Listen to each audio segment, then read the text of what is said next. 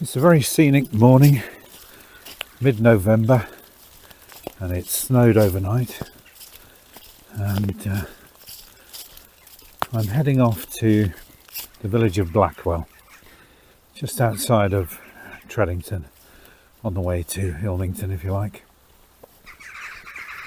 And I should be heading off over the fields. Very pretty and scenic walk this, with snow falling.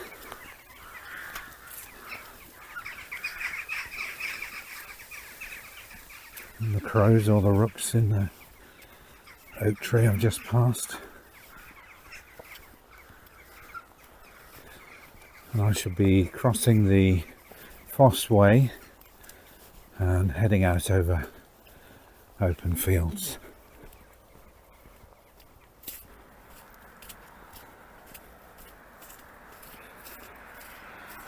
Just coming up to crossing the Foss Way, and then onto the fields and the footpath from Treddington to Ilmington. So, up and over the stile. Doesn't look like anybody's been through this morning.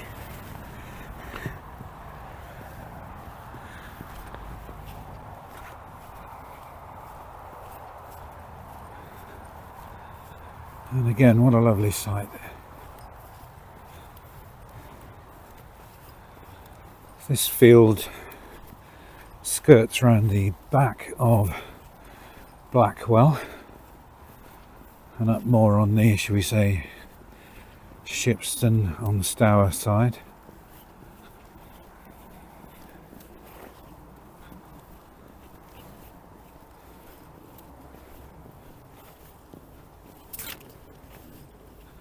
And as you might be able to see, this field is out to grazing, and it's lovely to walk through in the summer. All manner of things grow through, and so you'll have little flowering plants coming through the grass all summer and through into the autumn.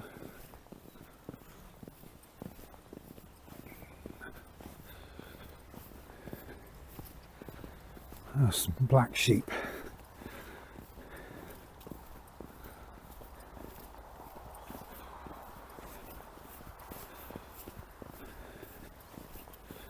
So this little walk is probably a round trip, should we say, from Treddington to Blackwell, around the village and back. I'm going to guess at 3 miles, something like that.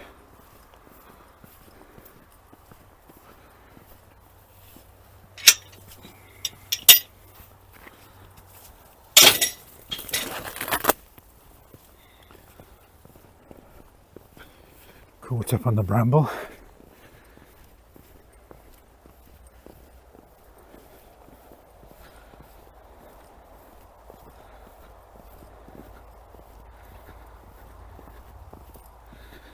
And just across the way there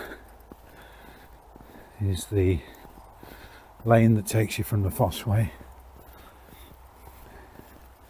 into Blackwell.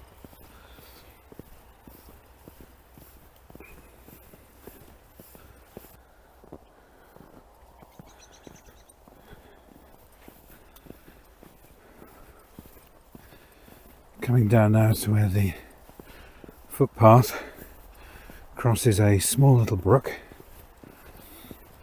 which in the summer, I mean, barely runs at all, but in the winter it can take some floodwater sometimes and be an absolute torrent. In fact, after one flood it washed the little footbridge away, and a new crossing had to be built.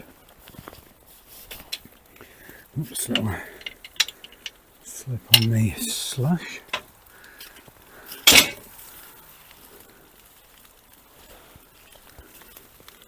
And through this interesting little passage in the trees,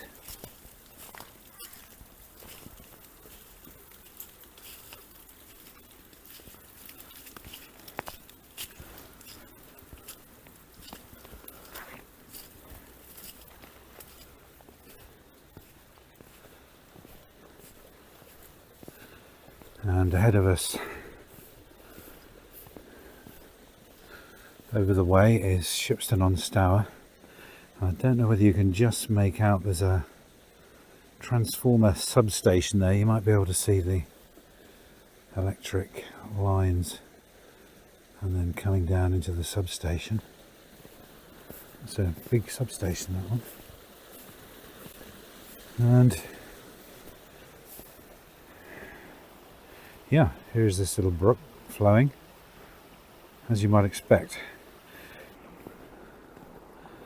And now up over this field, which has the footpath going up through the middle of it at around this point. And it's lovely to walk it all times of the year. So when it's freshly planted, you have to find your way up what you think is the path, and people before long put down a pathway.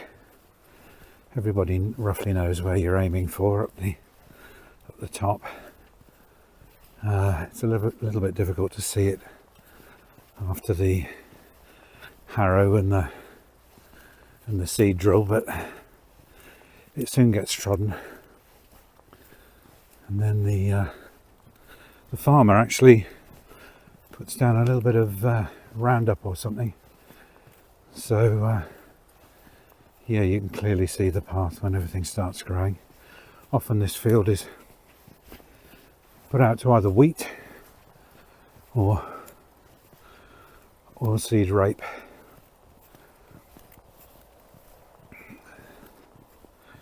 It's such a white scene. Lovely. You can hear the clump of the snow beneath my boots, or should I say the crump, that sound it makes. And just looking back now from a little bit of a vantage point,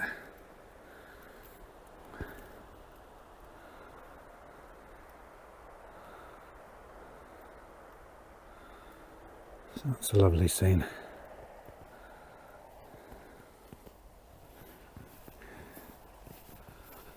So yes, this footpath takes you right the way over to Ilmington Hills, which are, what should we say, a mile and a half ahead of us.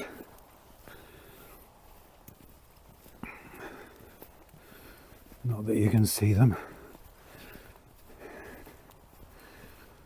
Not very well anyway from here. I can just see the base of the hills, which I'll point to in a minute when we get a little bit further on.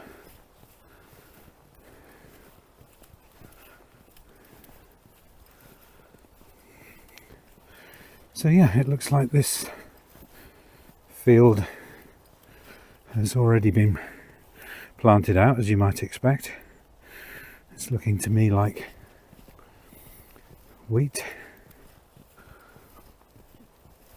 As a boy, I always used to wonder what it was planted out in the fields, and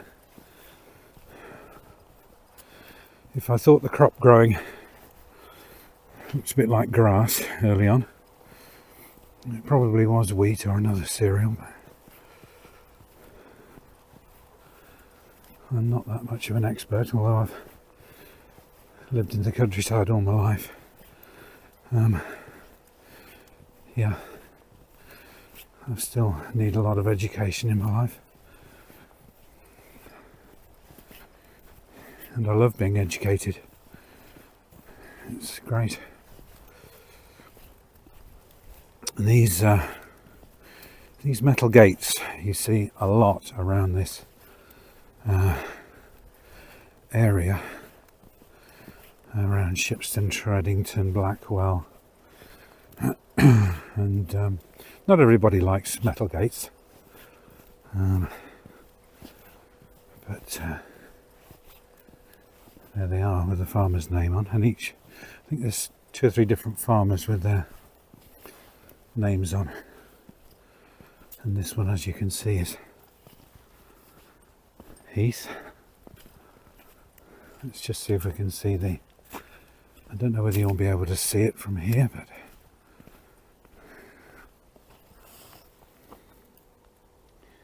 the base of the Ilmington Hills are just sort of behind that pylon there, and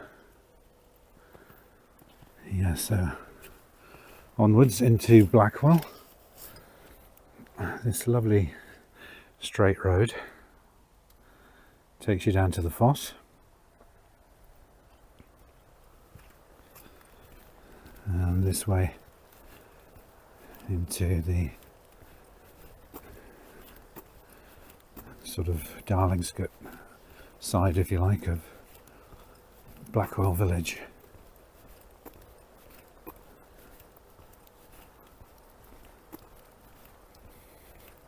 This time of the year, in mid-November, so many farmers, most farmers really, have cut their hedges, and I don't know, I think it's a very neat look. I love to see the hedges cut, and some berries left for the birds, which probably won't last long. And then at various times of the year going on this walk, we might find some blackberries. And one year, I don't know about you, but I find blackberries can go in years of being extremely tasty and should we say moist and lovely and sweet.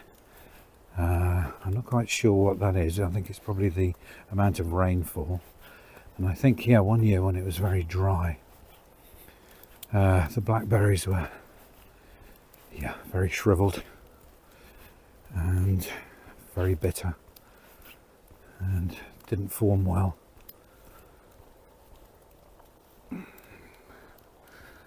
Lovely autumn colours,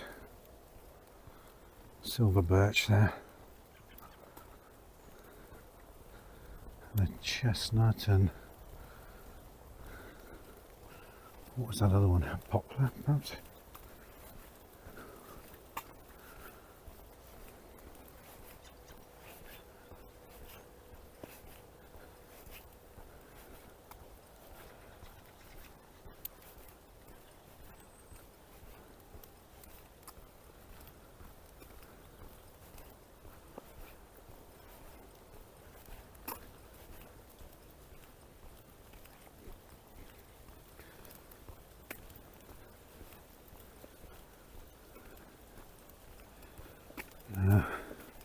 Just coming into the outskirts of the village. All roads take you to the centre of the village. Here the sign is showing us that it's 1 1/4 to Darlingscote down this road. And so we'll head off now to the centre of the village.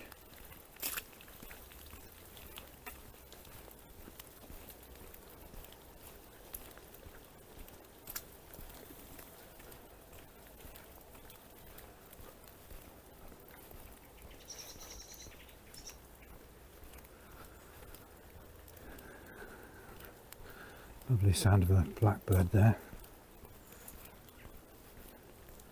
It's quite quiet this morning. Not many people out. And in the background you can just about hear the foss. Because it's such a busy road, you know you have to come some way to lose that background noise. But actually a series of lorries can make it quite noisy, and now it seems to have gone quiet.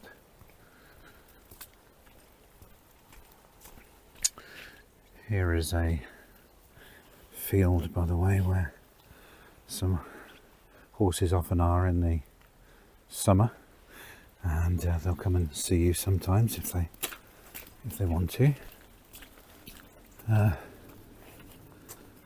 a mix of houses in Blackwell, but mainly they're old from I would say the oldest ones are probably the 1700s and early 1800s, and you get a lot of houses like this one. As you can probably see, there's a mix of stone, including a sort of a blue lias localist stone.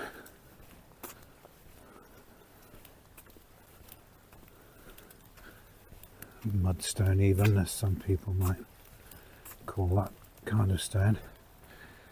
Here's a new house built in the style of all the others in the village. And you get crossroads, in other words, roads crossing from one side of the village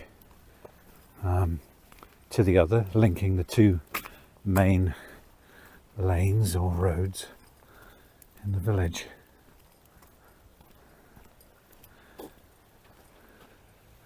And here you can see a lovely old house, which to my mind is a villager's house.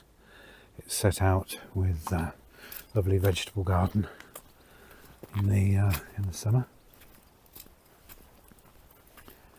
and has an old-fashioned look and style about it, like there might be country folk living in that house. Like so many villages, the old telephone box became sort of redundant. A lot of the villages actually had an opportunity, I believe, to buy the telephone box. And this one, as you can probably see, many of them are like this actually in villages throughout the country. They become a little book, a bookstore for all villagers. Please help look after our lovely library. And I think it's a library where you can just take a book, read it, put it back. There's a lovely brick built house with Flemish bond brickwork, I think, which was a very popular pattern.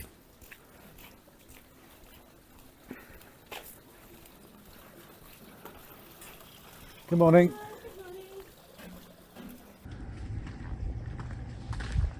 Now back across to the road where we started.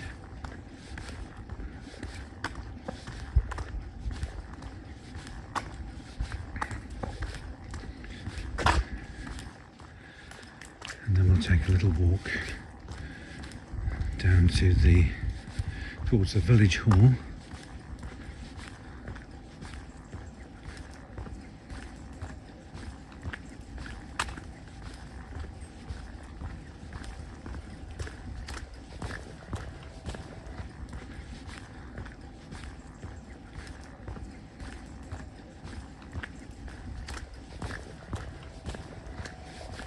You can see how these dormers have been beautifully rebuilt, re-roofed. Coping has been beautifully replaced.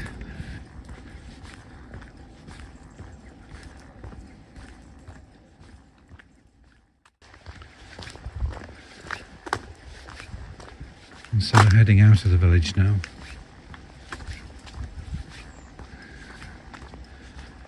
Back towards the foss. And so what a lovely walk this has been. On a snowy morning in November, visiting the Warwickshire village of Blackwell.